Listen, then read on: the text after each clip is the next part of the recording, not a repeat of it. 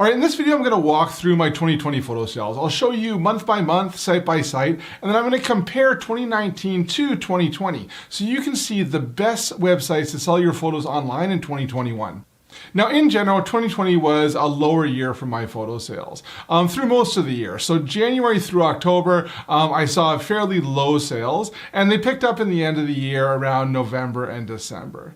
Now, if you exclude Envanto Elements, I made about $360 less in 2020 than I did in 2019. Now, the reason that I'm excluding Envanto Elements is that around mid-2019, they changed the way they paid contributors, and I went from making like $250 a month to like $2 a month. So it really isn't a fair comparison because it was because of that change that happened in 2019. So I'm just going to exclude Envanto Elements from the reviews I'm doing today. And if you've seen some of my past videos, I'll put a link down in the description to the one where I describe what happened with Envanto, but it was one of those sites that I was recommending previously. If you were in there in 2018, it was a great site, but in 2020, it's not that great of a site. And going into 2021, I don't see much of a change. Now, the reason that my photos didn't do well in 2020, I think is mainly because of COVID. I'll put some links down in the description so you can see the types of photos I take, but for the most part, I take photos while I'm on vacations.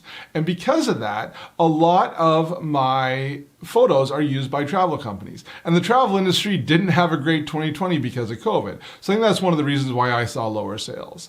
You know, if I was the type of photographer that like ran around and took photos of people with masks on when COVID hit, I would have seen some good sales on those types of photos. But I didn't do that. And that's because I do most of my photography on my vacations. It is more of a hobby that I make a bit of money on the side at. So take a look at my photos. That kind of explains a little bit about the types of photography that I'm doing and why I see them. You might have seen different results if you do a different type of photography. Also, to give you an idea about how much time I spend on photography, I uploaded about 145 photos in 2020 and about 50 videos.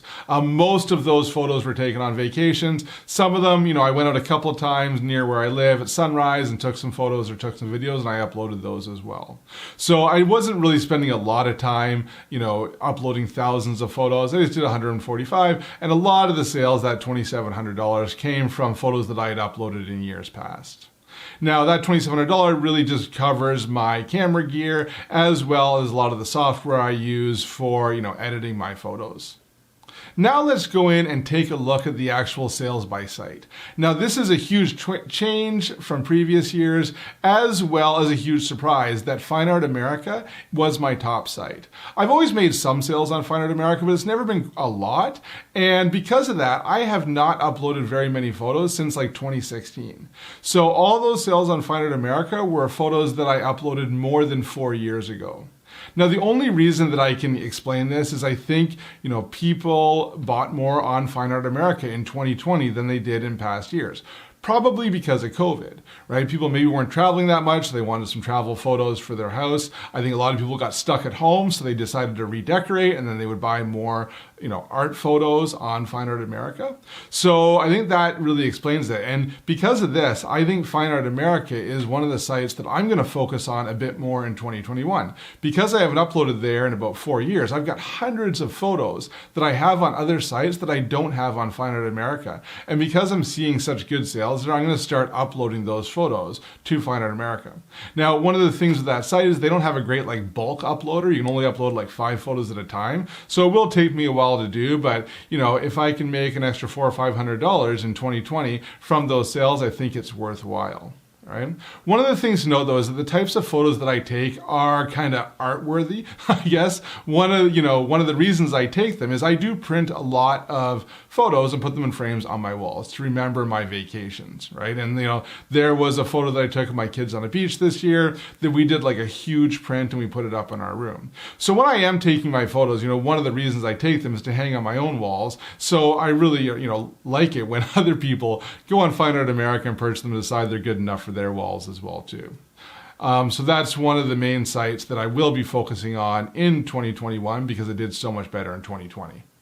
Now, number 2 on the list was Shutterstock. This isn't really a huge surprise because Shutterstock is normally in the top 3. It is lower than previous years, but Shutterstock is one of the biggest microstock sites, so it typically does pretty well for me.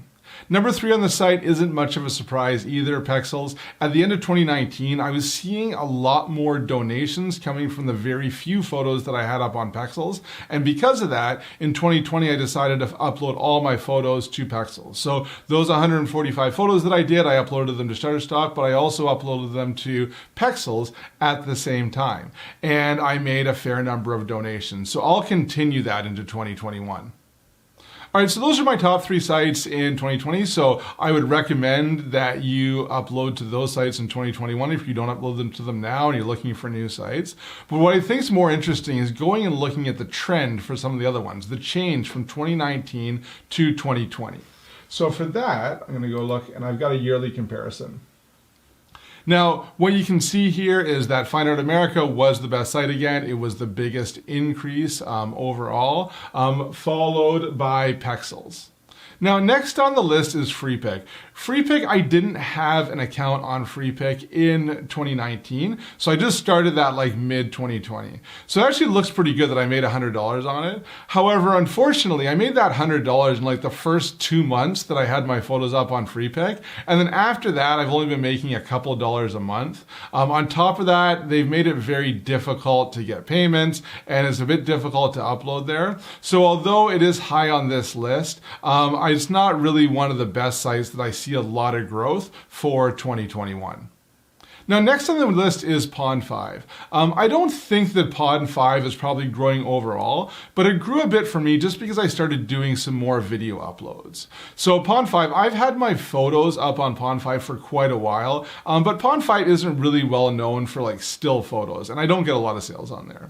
But this year, one of the things I wanted to do was try to learn more video. And so I got out and I took more video clips, and I did a bit of processing on them and uploaded them to Pond5. So this is just me trying to learn how to do video better and put them up there. And Pond5, I just made a couple sales and it ended up being $67. So that's why it was a larger dump, probably more so because I started uploading videos there as opposed to, it being overall growth from past years' uploads.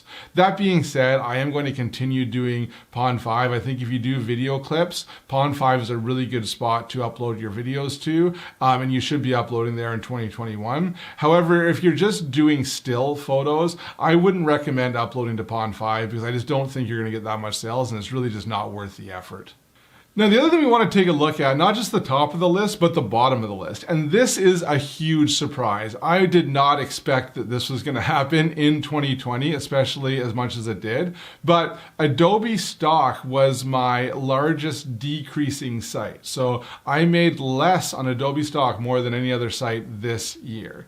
And that's somewhat surprising because I think, if you follow the stock industry, one of the big things that happened in 2020 was Shutterstock changed the way that they do payouts mid-year, and a lot of people thought that was going to see a huge decrease in sales. And I did see a decrease in sales from Shutterstock, but not as much as Adobe. And Adobe had been doing fairly well. So I think this is COVID related, but Adobe was my biggest loser, I guess, of 2020, followed by Shutterstock. And if you look at all these ones on the bottom, it's a pretty clear trend that the traditional microstock sites all did worse for me in 2020 than they did in 2019.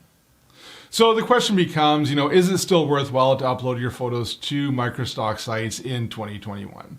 Personally, I am going to keep uploading my photos there. I use our Photoloo app to upload the photos to the microstock sites, and then the same photos that I upload to like Flickr and Instagram. So I'm going to be creating these photos anyways, and because I use Photoloo to upload them, it only takes me like a couple extra minutes each photo to upload them to these sites. And for the extra $650 that I make on Shutterstock and Adobe Stock, I think it's worth the 2 or 3 hours of work that I put in each year to kind of keep those sites relevant by uploading photos there. So I've gone through and talked about, which sites I'm going to be focusing on a little bit more based on my past sales. But one of the things I always do this time of year is decide whether I'm going to start uploading my photos to any new sites or any sites that I haven't been focusing on in the past. So one of those sites that I already talked about was Fine Art America. I'm going to start focusing on that again. I hadn't done it in a number of years, so I'll kind of get the rest of my photos up there. But I think because Fine Art America did so well, in 2020, I'm also going to start focusing on some of the other print on demand sites. Like, for example, Redbubble. I've got maybe a dozen photos on Redbubble that, I uploaded, 6-7 years ago, but I haven't really been keeping up with that account. So what I plan to do in 2021 is upload more and more photos to those sites and see if I can get similar results to what I've seen on Fine Art America. Right? Once you get your photos up on these sites, it just becomes passive income, right? So the photos that I upload this year, I still could be making art sales on them 4 years down the road, just like what happened with Fine Art America. So that's one of the things that I will be focusing on differently in 2021 versus 2020. Now, the other thing I think about this time of year is, are there any sites that I'm going to stop uploading to? Okay.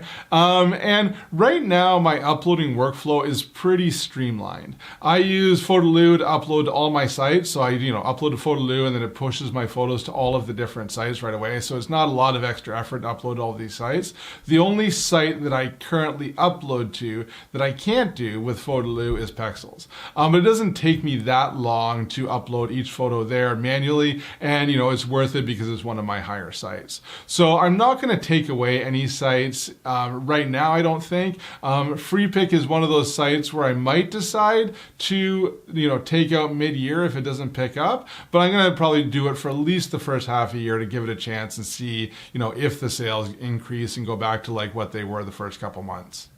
The other thing is, although I saw like a dramatic decrease in my sales on the microstock in 2020, I think a lot of that might be COVID related. And, as the vaccines roll out and people are able to travel more, I think I may see my sales go back up in 2021, as things go back to a bit of normal, as hopefully they will sometime later this year. So I really hope that you found this useful. If you're new to the channel, this is what it's about, selling your photos online. I talk about tips and tricks as well as how my sales are going. If you found this useful at all, make sure you give it a like, and best of luck selling your photos online.